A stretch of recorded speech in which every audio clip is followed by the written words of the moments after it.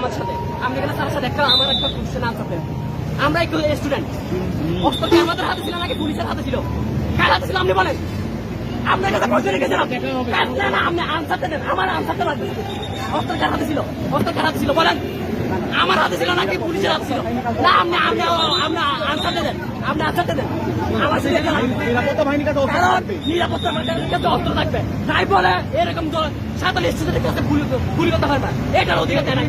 এখানে গুলি করছে কি বলে? এখানে স্যারের থেকে স্যারকে গুলি দিতে বলতে আমাদের স্টুডেন্ট পুলিশ থেকে হচ্ছে স্যারের গায়ে কেন পড়ছে? শুনেন, স্যারের গায়ে কেন পড়ছে? কারণ স্যার ছিল আমাদের সাথে, স্যার ছিল আমাদের সাথে, স্যার আমাদের সাথে ছিল, সেজন্য পুলিশ উঠেন ক্লিয়ার হয়ে গেছে।